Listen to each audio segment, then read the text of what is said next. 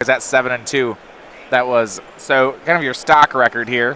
One of them hoping to break out of the 7-2 pack up and toward that top 8. This first win would do a lot to get them there. Yeah.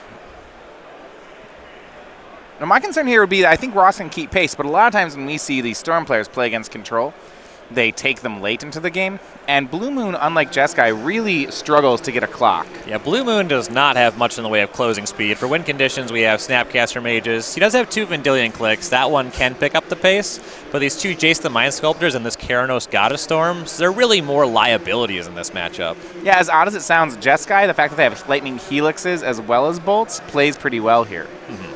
Yeah, it makes the Snapcaster Lightning Bolt plan just more consistent, easier to execute. Heavy Vendilion clicks can do a lot to inform how you're supposed to play the game, in addition to giving you a substantial clock. Now, the fact that they died a Grape Shot, that's definitely a problem, but knowing the Storm player's hand makes it way harder for a player like Caleb to try to finesse his way through a game where he might be outgunned on paper.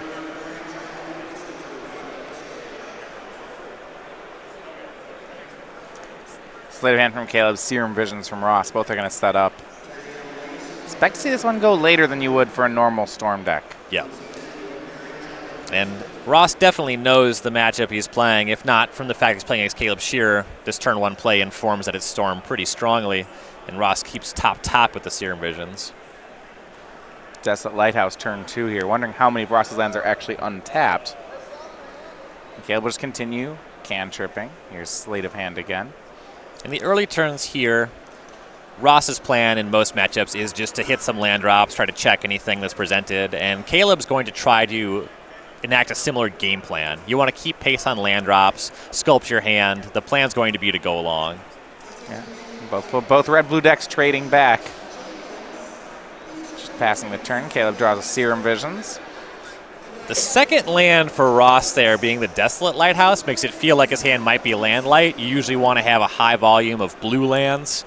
Even a mountain is stronger than Desolate Lighthouse on the second turn of the game. But you do get some draw steps to try to fix that. Here's our first action from Ross is an end-step Electrolyze. Now, Caleb did not cast Serum Visions this turn. Instead, he left up 4. So we'll see if he'll take this opportunity to cast that Gifts Ungiven. Mm-hmm. And this is something that also reinforces what I was just talking about. This Electrolyze here into Gifts Ungiven mana really feels like Ross needs to draw something, and I believe that's something to be a land. Just going shields down in the face of Gifts is not ideal. Yeah, and that Caleb will punish him for it. Here is Gifts Ungiven. Now, Ryan, if you're on the control side, because I know that's the side of the matchup here well, they're both red-blue decks. So I'll just ask you the question anyway. Ross probably knows that he's taking a risk about Gifts Ungiven for this 2 damage here. Does he have to make the play anyway because, he needs a clock at some point, or is this a miscalculation on his side? I think if he starts missing land drops, the game becomes very easy for Caleb to win. In this game 1 configuration, he does have a couple Spell Snares, so it's possible to have a combination of Spell Snare and Remand on the same turn, but you want to get to the threshold where you can cast Cryptic Command plus another counterspell on the same turn. You need to hit a lot of land drops to realistically fight the battles you need to fight. I'm not sure. I don't remember how many cards are in Caleb's hand. This might be a situation where Caleb's going up to 8 with the Gifts Resolving, but if it's just a full hand, This is a huge problem. I think it just goes back to the thing where Ross just needs to make land drops. So Ross doesn't have land 4?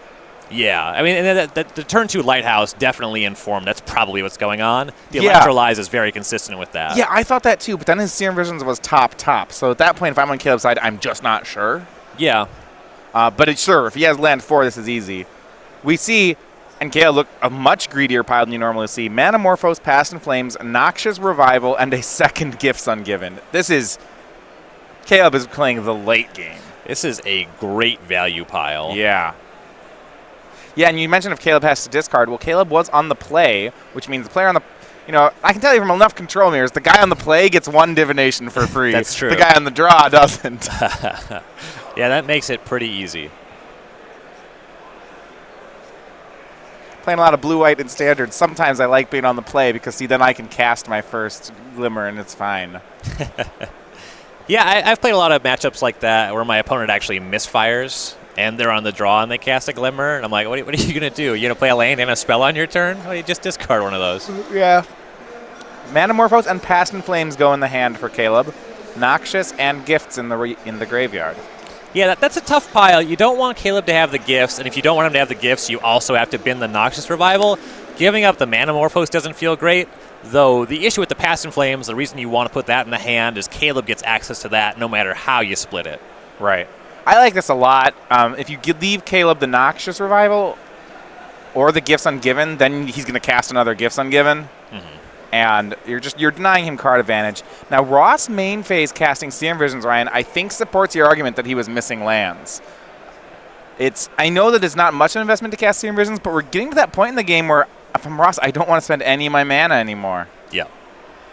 And Serum Visions is definitely a spell you cast it or you don't, but this is a situation where you want to start leaving up maybe 2 remands. Maybe all you have is a Cryptic Command. From Blue Moon, the most mana Ross could have here is 3, and I believe that means there's at most 1 interactive spell. With 3 mana, you can have Spell Snare Remand. Okay, you can have Spell Snare Remand? Yeah, you can't have Logic Knot plus something because of that Desolate Lighthouse. Ooh, yeah. But he only plays 1 Logic Knot. Okay, here's Serum Visions from Caleb.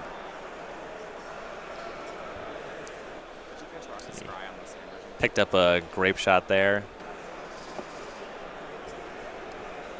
Ross keep going top-bottom on his Serum Visions, so I'm assuming we have another land drop ready. In this kind of matchup, if you don't have land 5, I don't think you're topping anything that isn't a land. With land 4, you can hang on to some remands, but lands are really what you want. He only plays so many counterspells, so it's hard to scry past them. A Spell Snare I would certainly keep on top. So here's my question with Ross's deck. At what point does he tap out for a way to win? You know, I'm trying to think, like, how many lands does he need before he can safely cast Keranos? It's like, I don't even know if he can ever do that. So sometimes you'll get a little proactive if you think the Storm player's hand is not very good. Caleb's already resolved a Gifts Ungiven. No. That's just not going to be one of those games. No, Ryan, Caleb just missed a land drop. That's scary. Ross will opt. Caleb does want to keep up on lands, but this also just means he has a handful of rituals. Caleb's just looking for a window where he can start resolving those. I mean, that's what the deck is. It's rituals, it's cantrips, right? Caleb's not the only player missing a land drop. There's Ross discarding Blood Moon to hand size.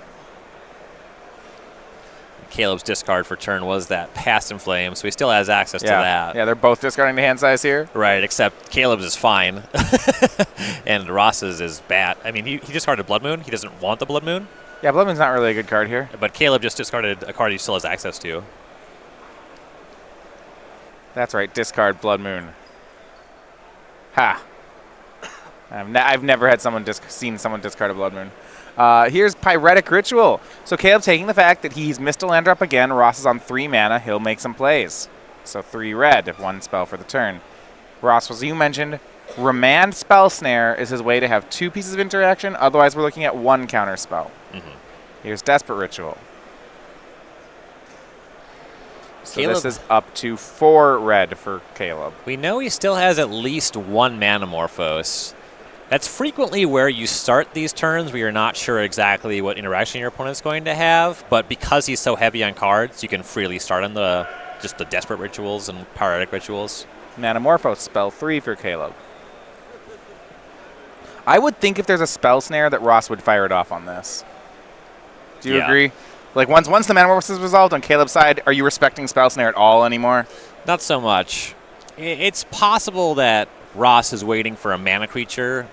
It takes a lot of rituals to get up to a lethal Past in Flames Grape Shot without having a mana creature.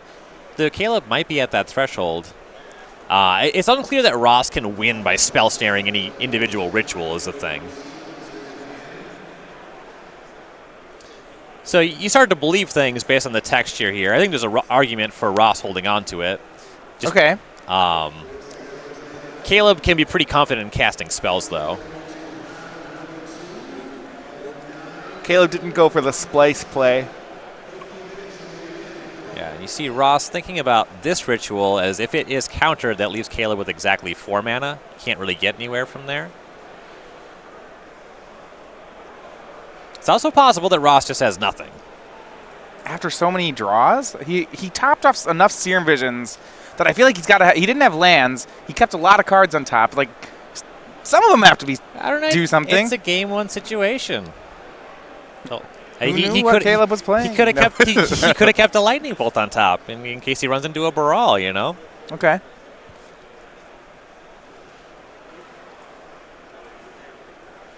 I guess so. That's something I always try to do when playing combo is picture my opponent's decision tree. So it's like Ross didn't top lands, but he topped at least one card off every Serum Visions. Ross isn't bad.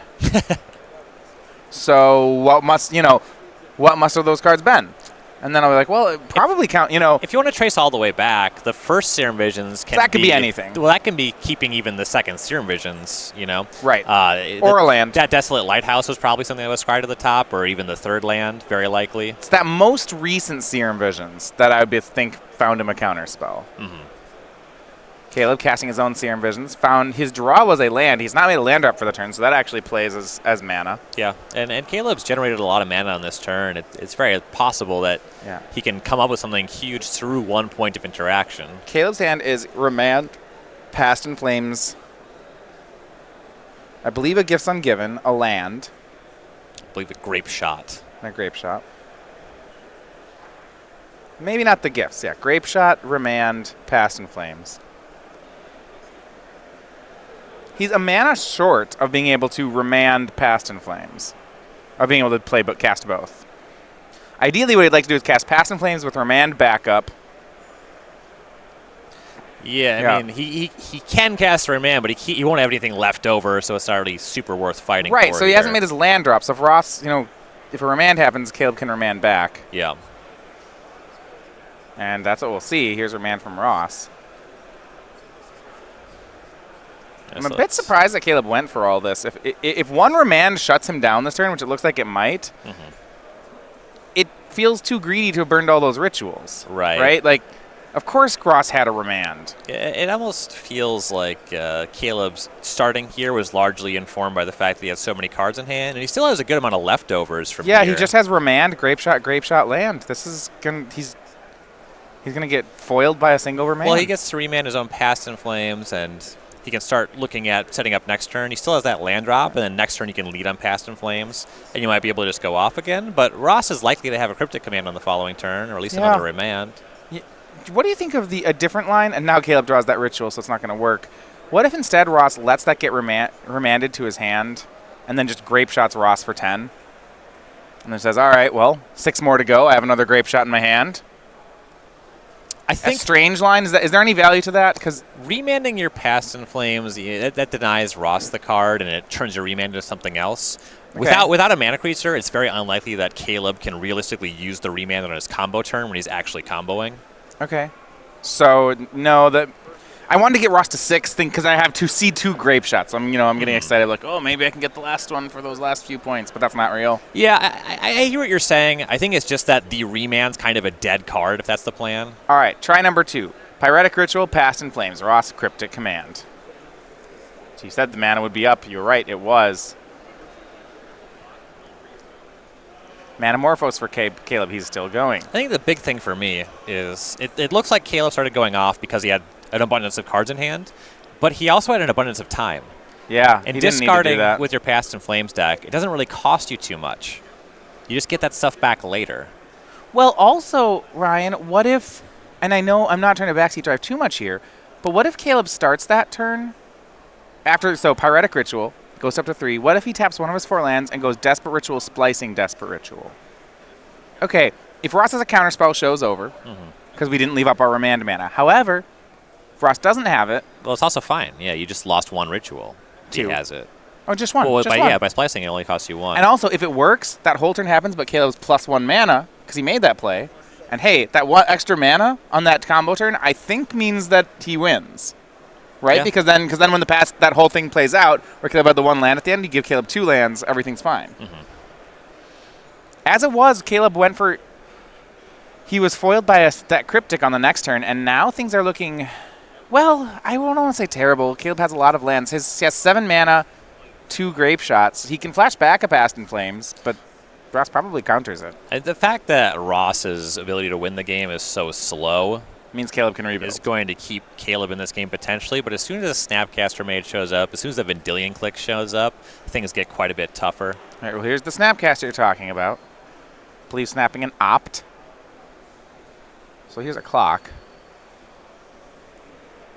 Yeah, it feels like a misstep on Caleb's side because all it took for Ross to win was one remand and one cryptic. That's the only interaction Ross cast, and it wasn't even on the same turn. Mm-hmm. Like, if you're challenging your opponent to have that, you need to challenge them to have a little more. Yeah. And Caleb picks up the cards. I think he knows that he let this one go, but he'll get to recover. We're playing a best of 3, so we'll move over onto the sideboards. Yeah, and the Storm deck definitely has tools for this matchup in the sideboard.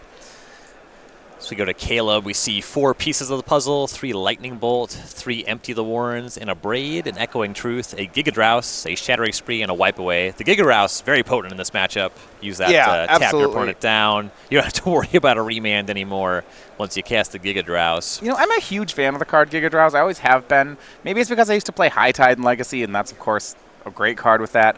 I don't ever see it do what I want it to do, but I really like the card anyway. I've had some really wild games against Gigadrouse where my opponent tries to tap me out, and I Mana Leak 1 copy, Dispel another copy, and then just protect 2 lands so I still have a counterspell for their combo turn. See, I'm thinking back to the old days where you had a blue storage land and a Gigadrouse, and then eventually you're like, oh, I'm going to get you so good with this. That's a lot, yeah. And I expect Caleb's probably reaching for some of these Empty the Warrens. Yeah, They're pieces of quite the puzzle. Good. Pieces of the puzzle, definitely. Card advantage really good here. Are you respecting... I guess I was going to say you're respecting a Thing in the Ice, but I don't even know how you would. Yeah, I mean, you can wipe it away, but... Yeah, it has 4 toughness. It's not super worth fighting that fight. All right, so we see that on Caleb's side. Now, on Ross's side, he's got, okay, I'm going to think more counterspells. Dispel's incredible, 1 mana. Negate's good. What I'm interested in are Thing in the Ice as an extra win con and a way to clean up Empty, Anger of the Gods, Engineer Explosives, ways to combat Empty the Warrens. Does he want any of them? I think you reach for a small number. Having 1 or 2 is usually pretty free. Having a faster clock in this matchup can be reasonable. Thing in the Ice is fine in the matchup. It's not really better than what he's doing. You know, just having Snapcaster Mage as your win condition means it wins the game and fights the counter war. So you maybe just stay leaner, do that. Yeah, like having an Engineer Explosive is pretty reasonable. You can set it on 2 in a pinch. Pretty powerful. The card that you didn't mention that I would definitely reach for are the 2 Relic of Progenitus. Yeah, those are pretty great. Yeah, Past in Flames is one of the best things Caleb has going for him. I'm noticing, despite being a red-blue deck, Ross Merriam doesn't play Is It Staticaster. That's normal for Blue Moon? It's in some sideboards, it's not in others. The card is fine. It only has so many matchups where it's great. And this isn't even one of those. You know, he has other answers if he wants to fight over Empty the Warrens. He's not going to Jim Davis him like yesterday. Yeah, we're not going to see that one. That was round 8. Just go back. Yeah, round 8. Oh man, that's a good one to watch. Yeah. I suppose Ross is already very good against X1s as a deck. He's just heavier on electrolyzes, things like that. He doesn't really need a Staticaster in the same way that Jeskai does. And if you look at the other cards in his sideboard, they're all way more high impact than Staticaster.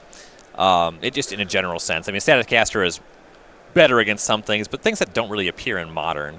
Whereas the Blue Moon deck has some fundamental weaknesses in the main deck. You see Roast there because it's bad against Thought-Knot Seers, against Reality Smashers. Anger of the Gods because exiling creatures, you know, matchups like Dredge are very bad. That supplements the Relic of Progenitus there. Ceremonious Rejection is important because you're very bad against Tron, you're bad against Eldrazi, as I mentioned before. The Thing in the Ice because sometimes you just need to go faster. Okay. These things more fundamentally increase the power level of the deck than Staticaster was.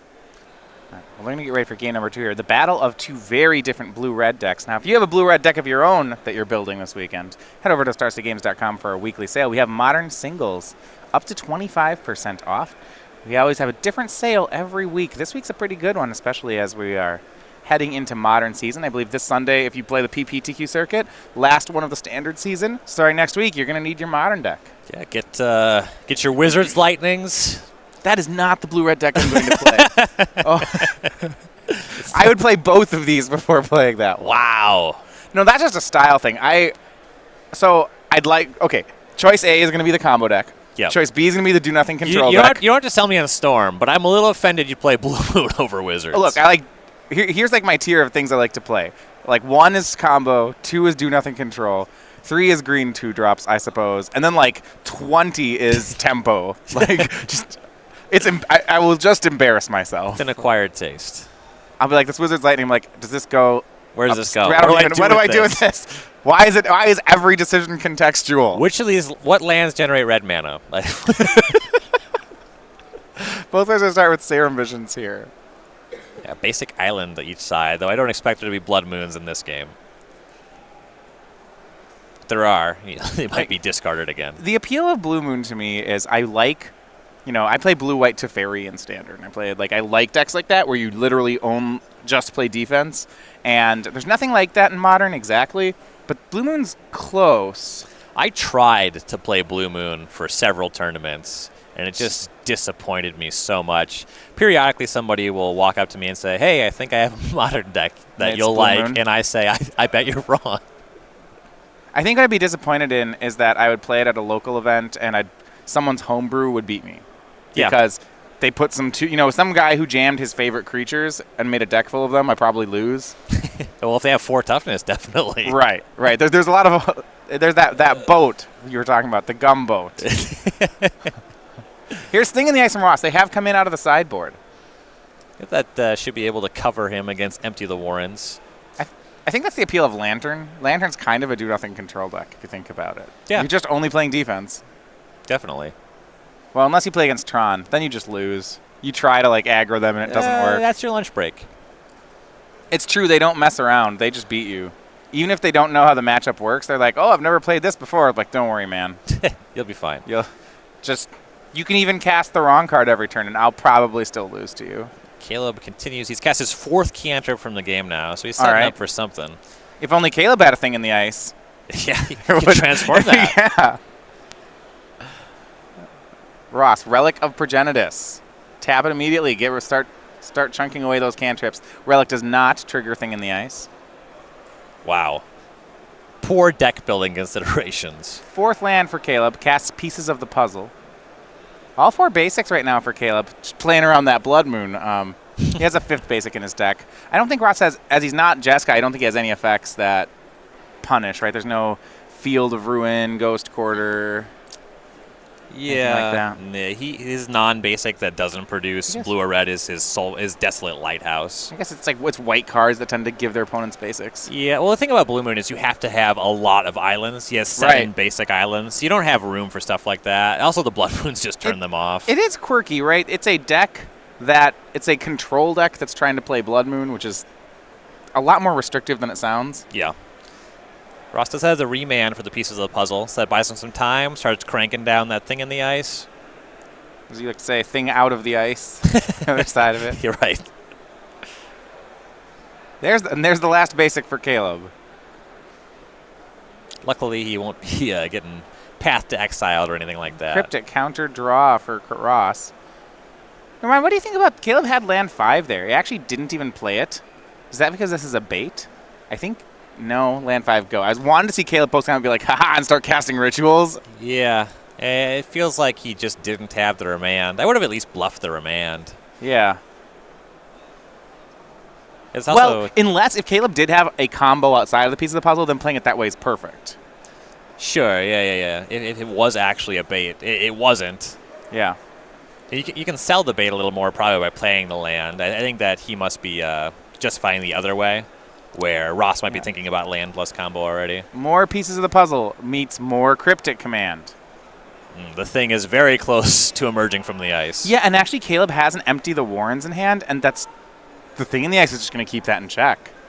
It's entirely possible that Caleb is casting these big spells, these pieces of the puzzle, to try to get the Thing to transform first. Then you empty. Right, and that the removing a counter is not a May, right? You have... if Ross casts another spell, which he will here, I guess it doesn't matter. Caleb, Ross wants it to transform. He's into it one way or the other. The Awoken Horror. Thing out of the ice. Thing out of the ice. Transforms. 7/8. 7/8 for 2. Green doesn't even get cards at that kind of rate. It does. They're called Tarmogoyf. Tarmogoyf never reaches 7/8. Call. Well, not never, but I mean, Tarmogoyf, come on. Boneyard Worm. Boneyard Worm is a 7/7 or an 8/8. I don't know how you got your Boneyard Worm to a 7/8. It's bigger. I didn't say it was the same size. All right, back over to Caleb. I know I like that card. Powerful stuff. I'm building a cube with a lot of boneyard worms in it. Here's Baral from Caleb. He went down to 13 on that last attack. And Ross's hand looks pretty good here. He's got a couple of Vendilion clicks. The second one usually Second one's bad. a lot worse than the Well, first. if all you're trying to do is delay until your Awoken Horror wins, I can see a use for a second. Looks like Ross is trying to combo. Here's Pyretic Ritual. Only 3 more cards in Caleb's hand. I would be surprised if Caleb can combo through this. Feels like this is a desperation combo, not one from strength. Yeah, well, one more hit Manamorphose? from the Awoken Horror leaves you dead to 2 Lightning Bolts or a Lightning Bolt and a Snapcaster Mage. So Okay, so yeah, I guess this is the turn, huh? yeah, you want to be able to go off this turn. Yeah, it's through 6 mana and a relic, though. I don't know. We'll see if he can do it. It's going to be really 2 tough. red, 2 blue, draw a card.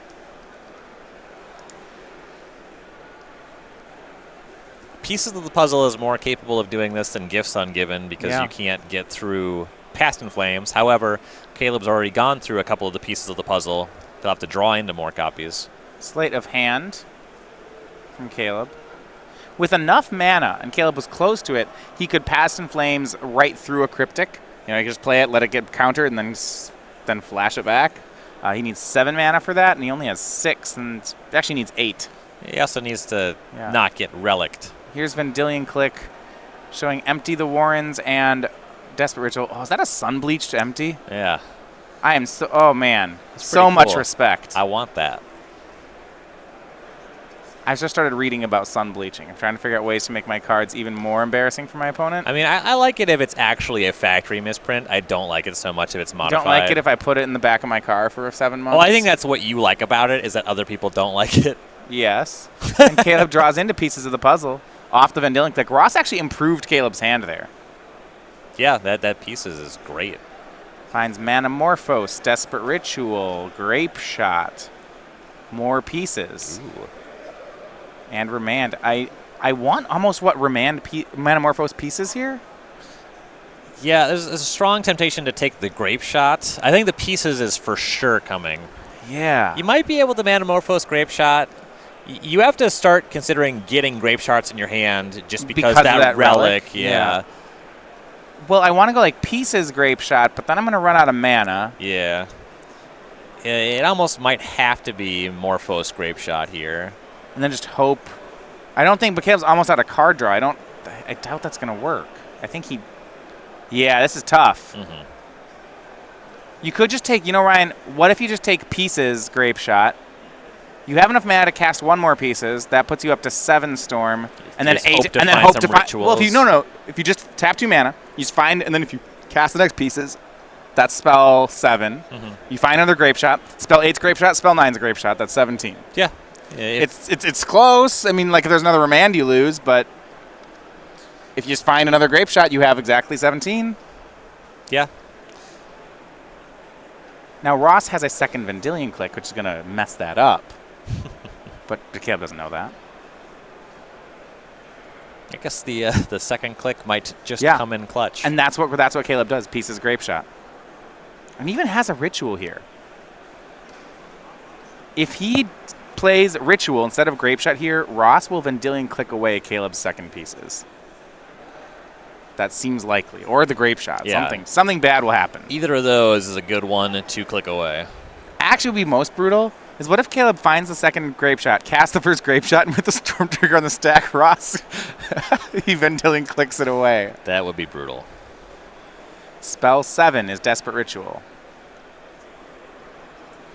Ross, do you want to play your second click? If he does, he takes down his Relic of Progenitus mana. So actually, it's unclear if that's better. And he'll do it. No Relic. Look at Caleb's hand again. Piece of the puzzle, Grape Shot. I mean, he takes the Grape Shot. Okay. I thought you'd take the pieces of the puzzle here. Yeah, Because now I am Relic's off. concerned about Past in Flames. Is there one in the yard? I don't think so. Yeah, I don't believe we've seen one yet this game. But now all Caleb has to do is pieces of the puzzle finds Past in Flames, and we're good. Yeah, you look at 5 cards. I don't like that play from Ross. I think he actually just decreased his chances. 5. Here's Sleight of Hand. Empty. Doesn't hit it. And a Ritual. The empty is pretty good here. You have a Storm count of 9, that'd be 10, and you can either jam into the Awoken Horror, or you can certainly block it. Yeah, I mean, if you... I'd like in Caleb's spot to try to find that Past in Flames. If I can't, empty will be a fine consolation. Right, yeah, grabbing the Sleight of Hand to go with that. You get one more look. You still have mana left over for empty. Yeah, love it. Maybe you find something better. Opt. Steam Vents. Okay, we got another chance. We got Opt. At this point, he has 3 mana. Okay, so he does still have his land drop. Yeah, he has so land you can drop. opt first, but...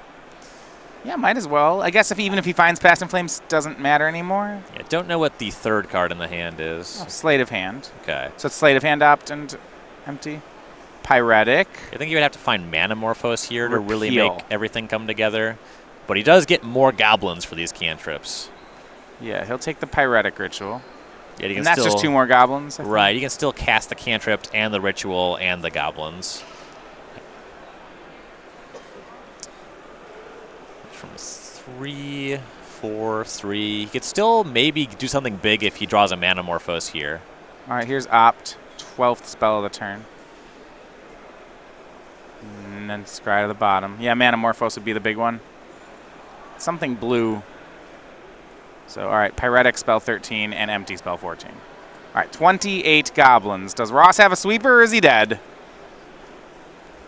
That's the question. This is more than enough goblins to attack through 2 creatures. 28 into play. No trivial amount. Let's get 28 tokens out of the box. Let's not. Let's Are you going to put dice on that? throw some Boo. dice on that Cedric Phillips. Judge, I would like 28 tokens, please. Oh, we're going to do it with D6. No, Ross, okay, 20, yeah. All right, no, we need a 4. There we go. Yeah, that's definitely the most. This has to be the best way to represent that. Oh, yeah. So close to a Yahtzee. 4 of a kind. We got one more roll. That's a good 4 of a kind. It's 28 points. That is It's very second good. best. It's like very good. I'd take that roll. To do it on 6s, yeah.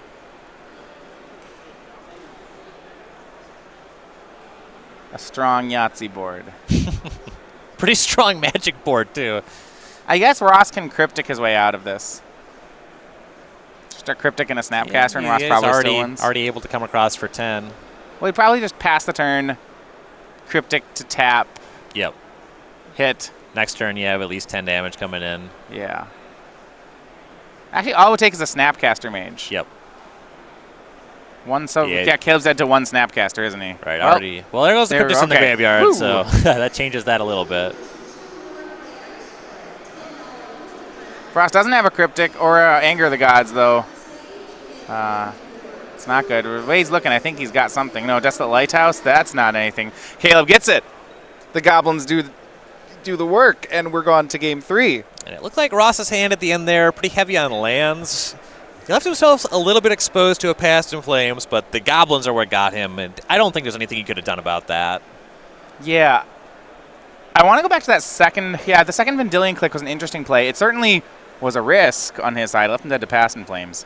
Wasn't punished for it, but didn't have the answer anyway. And if he didn't have the answer to that empty, I don't think any of this. And then I think Ross played the turn as well as he could. Yeah. An interesting game, too. We're going to leave those 28 goblins in the middle of the table as they go back to their sideboard. Yeah, let's just start the game with that. I want to see a quick one. It's like, Yeah, I still got the rest of this coffee to drink. do you even beat 28? Is there like Tremor costs 1, right? I don't know. I'm trying to think if there's a card that costs 1 mana that beats 28 goblins. Krark-Clan Shaman. Yeah, Krark-Clan Shaman does it. There's a lot of 2 mana effects. Yeah. I mean, I could like fog into something. 1 is tough. Right. A single card. So no like fog into whatever. Mm-hmm. Krark-Clan Shaman. Just Tremor, right? Doesn't Tremor just single red? I'm going to look it up. I'm not sure I know what that card does. I bet you can guess. I have an idea. If it does 1 damage to all even non-flying creatures, you generally have to pay 2 for that. Yeah, there we go. Boom. Okay. Tremor. This card can't be modern legal. It's from Visions. You think you'd see play if it was modern legal? I mean, it's like reasonable to have in your sideboard against hexproof. Okay, yeah, probably not. I have sideboarded some Electrickeries. Krark-Clan Shaman. That's the only one I got so far. Well, you also help us out, Twitch chat. Well, what else? Krark-Clan Shaman also needs an artifact. Yeah. What else can I do on turn 1 to answer 28 goblins? Simeon's Spirit Guide and explosives. Simeon's Spirit Guide Echoing Truth. Simeon's Spirit Guide Echoing Decay. Yeah. Simeon's Spirit Guide Pyroclasm. Just keep going. 2 Simeon Spirit Guides and Fire Spout. 2 Simeon Spirit Guides Anger the Gods. 2 Simeon Spirit Guides Flame Break. 2 Simeon Spirit Guides. This is great. You missed Circle of Flame. 1 Simeon Spirit Guide Earthquake. 2 in Molten Disaster. There we go. Great.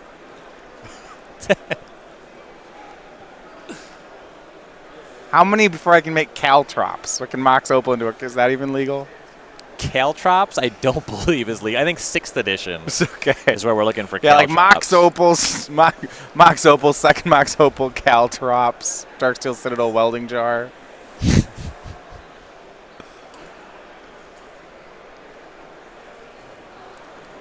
Yeah, Engineered Plague, also not. Hey, there we go. Sandstorm. Ooh. Well done. Wait, this is from Mirage. This is even older than the one I suggested. Oh, wait. Isn't there's a Phyrexian white one, Marrow Shards? Marrow Shards, yeah. You can put that in any deck. Every deck has an answer to it, and that's on turn 0. Caleb can play around it by attacking with only 20 of the goblins. Oh, good call. Yeah, Marrow Shards works. Yeah. We did it. Good work, team. Turn 1 opt for Ross. We're going to trade off some cantrips. 2 pieces of the puzzle in the opener for Caleb. Love it. It's interesting. That's a card that saw no play during its time in Standard. It's actually reasonably powerful. Opt? No. Pieces of the puzzle. Ah. No, opt always is going to see play. Yeah, pieces, I mean, it's tough to make that card work in a Standard environment. These Spells Matters decks tend to need to be very mana efficient just because other people, with their 3 mana, they're casting giant creatures and you're already losing the game.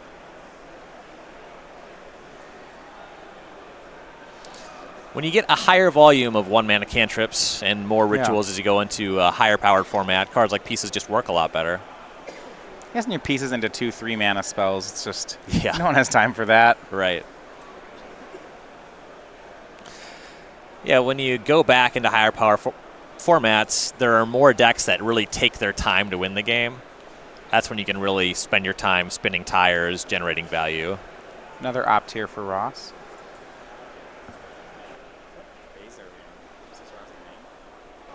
Ross main phasing all these cantrips. Yeah, before Caleb has hit his second land drop, it's a good time to cash in your cantrips, sculpt your hand. No remand, is that what why we care? Yeah, well, you don't need to leave up a counterspell is the big thing. Yeah. Second, Caleb draws gifts ungiven, second land go. So he's just set up for a slugfest. Pieces, gifts. And he's on the draw. A lot of value. You can't keep all those cards. Here's Thing in the Ice for Ross. Says go. Caleb going to cast 8 pieces of the puzzle. Now he is on 6 cards. If he finds 2, he has to discard. Repeal, opt, and he'll take them both. 3 lands. But he does have to discard here. The illusion of choice. And looks like he'll get rid of another land. Yeah, got at least his 4th land drop lined up. Plenty of cantrips to redraw into lands, so should be able to keep pace with those. Pyretic Ritual the draws. Here's a 4th land. He'll say go. I assume. We'll see. I guess he'll cast Serum Visions. I'm going to say him. It's not a window where you're likely to cast Gifts Ungiven, both because it's questionable whether or not you can resolve it, and also it doesn't necessarily matter. You're full on cards in hand. Yeah, Slate of Hand to the bottom, other card to the top. Caleb says go. He could try to go for another pieces, but no real point. And now Ross, just a snap caster with Opt, going to get some damage in. I do like how this works in his deck where this is pretty free to do, because when Thing in the Ice transforms, he gets the Snapcaster back. Yeah, this is a powerful combination. I've executed this one once or twice. And Caleb's going to repeal the Thing in the Ice. And then Ross casts Opt. And this is an interesting spot, then, if Ross actually wants to recast Thing in the Ice. We're getting to a point in the game where that's dangerous. Right. Pretty tough to justify it if you definitely can't do it if you don't have a 2-mana counterspell. The ideal situation is you have 5th land, 2-mana counterspell, plus Spell Snare. And I don't think Ross has the 5th land. If that's true, I really don't want to cast Thing in the Ice. Mm-hmm. The only other card you know about is that Opt that was found off the pieces. Ooh, Ross taps at no 5th land, so a vulnerable turn. Will Caleb make an attack? You kind of are forced to commit the Thing in the Ice, though, because if the Storm player is hitting land drops and you're not, things aren't getting better.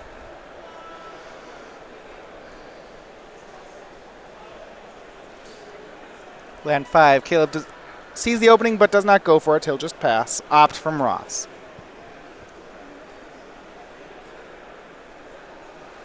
He keeps it on top and draws.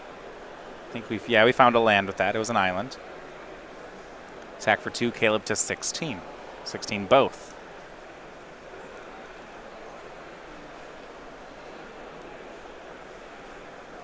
Ross says go. See if Caleb wants to try for that Gifts Ungiven. I believe Ross is ready with a Dispel. That said, Caleb, if he goes down a card here to a Dispel, I don't know how much he minds. He's got another pieces set up. Mm-hmm. So here is Gifts Ungiven. That should get countered. It does. Yeah, that not only just an excellent spell to counter, but this ticks down the Thing in the Ice as well, which both produces a substantial clock and gives Ross back the Snapcaster Mage, which now has access to a Dispel to flashback. See if this is the turn. Caleb has picked up some rituals. Here is Serum Visions. Now a lot of rituals in hand. Just a ton of mana. 3rd pieces on top. So if he casts Piece of the Puzzle, he'll find another one. Tap land. And still passing. Caleb's got time. It's ticking, though. Right. I'm interested that he that he scryed another Pieces of the Puzzle to the top. It feels like we're a little late for that, but I'll trust Caleb on it. And Ross, hold on. Bolt. Wait, this is just dead. Yeah, this is down to 10. 7 power creature. Pick up the Snapcaster Mage for one of those bolts. Is Caleb just dead here? So much for having time. Yeah.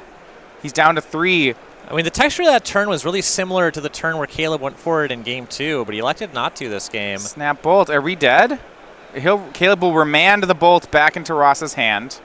Ross has a negate. I think once you're tapped this low, you're kind of forced to do this. Spell Snare the remand, and wow, Ross Merriam out of nowhere deals 16 to Caleb. He takes the match, and that was what a turnaround here. Yeah, that